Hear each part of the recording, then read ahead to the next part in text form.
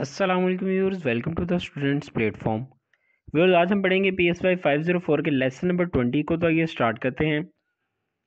Attention and pattern recognition. Attention is required to combine features to perceive patterns.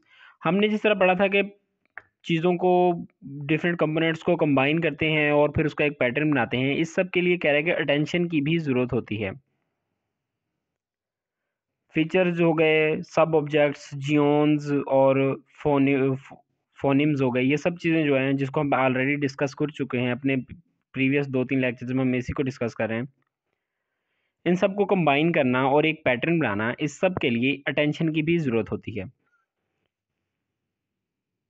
ट्राइसमैन और gallate ने experiment किया।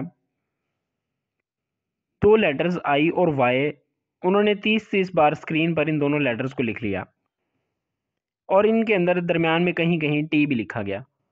और subject को कहा गया कि आपने लेटर टी को सर्च करना है और जैसे ही नज़र आए बेल प्रेस करनी है। फिर उन्होंने देखा कि सब्जेक्ट को कितना टाइम लगा टी को डिटेक्ट करने में, टी को देखने में।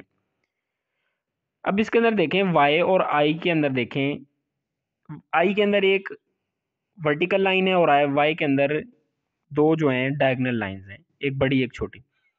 और जो टी को उन्होंने डिटेक्ट करना था, तो टी के अंदर ऊपर वाली साइड पे एक हॉरिजेंटल लाइन है, एक सीधी लाइन है। तो टी जो है इनसे दोनों से बहुत डिफरेंट हो जाता है, तो उन्होंने ज़्यादा टाइम नहीं लिया टी को आइडेंटिफाई करने में। फिर उन्होंने 30T और 30Z ले लिए, क्योंकि Z में टी की तरह के दो हॉरिजेंटल लाइंस हैं, इसलिए जो लोग इसमें लोगों को ज़्यादा टाइम लगा, क्योंकि टी जैसी शेप थी, जी जो थी टी जैसी शेप है, टी से मिलती जुलती है, इसलिए उन्होंने पहले की निस्बत टी को ज़्यादा देर से डिटेक्ट किया। पहले में 800 मिली सेकेंड में टी डिटेक्ट किया गया और दूसरे एक्सपेरिमेंट में 1200 मिली सेकेंड्स में। Context and pattern recognition. अच्छा फिर बता दूं, ये है बहुत सिंपल, लेकिन इसके लिए आपको थोड़ा जहन जो है ना हाजिर रखना पड़ेगा। थोड़ा जहन पे थोड़ा फोकस करें, इंशाल्लाह ताला आपको हर चीज़ समझ आती जाएगी। अगर फोकस नहीं करेंगे तो बिल्कुल भी समझ नहीं आएगी। Context and pattern recognition,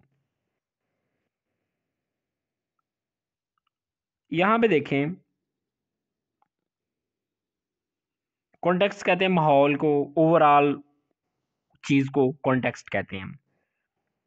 left side से देखें, आपको एक मुर्गी नज़र आ रही है और रैबिट है, एक डॉग है, कैट है, और एंड पे आपको एक चूहे तरह की एक शेप नज़र आ रही है। चूहा कह लें या जो जिस तरह आपको एक जानवर लग रहा है कोई। नीचे लाइन में देखें, एक बच्चा है, एक लड़की है, एक मैन है, एक वुमेन है, और एंड पे अगर तेज़ी से हम देखेंगे ना, तो आखिर में भी हमें कोई बूढ़ा शख्स नज़र आएगा, ऐसा लगेगा जैसे कोई बूढ़ा इंसान है।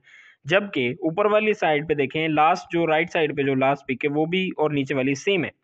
लेकिन क्या हुआ, ऊपर जो हम पहले से कॉन्टेक्स्ट जो था हमारा वो जानवर ही है ना, तो हम जानवर देखते आ रहे हैं तो हमें आखिरी पिक भी जानवर ही लगी, और नीचे हम इंसान देखते आ रहे हैं तो हमें आखिरी पिक भी इंसानों की तरह ही लगी।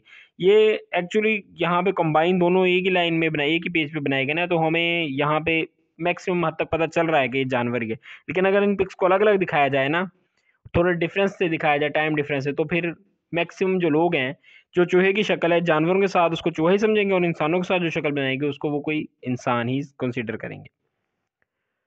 Top down processing. Top down processing क्या है?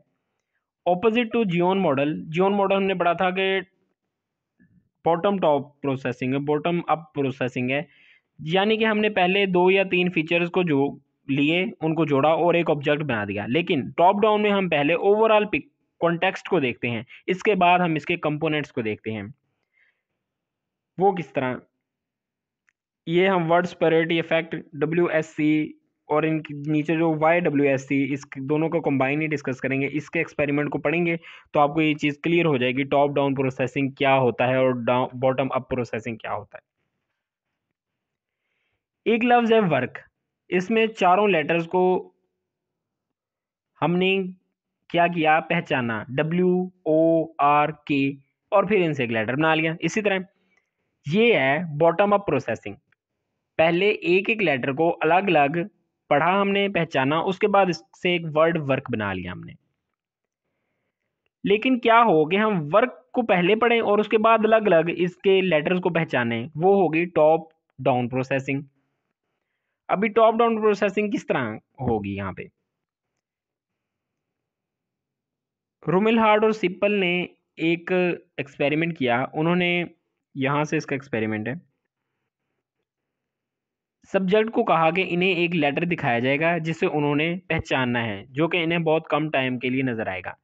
जब इन्हें के और डी अलग-अलग दिखाए गए तो उन्होंने पहचान लिया, लेकिन जब वर्ड के साथ मतलब वर्क के साथ और वर्ड के साथ एक लफ्ज़ निकाला वर्ड, ये इसमें से उन्होंने के को निकाल पहचानना था और वर्ड के अंदर से उन्होंने डी को पहचानना था।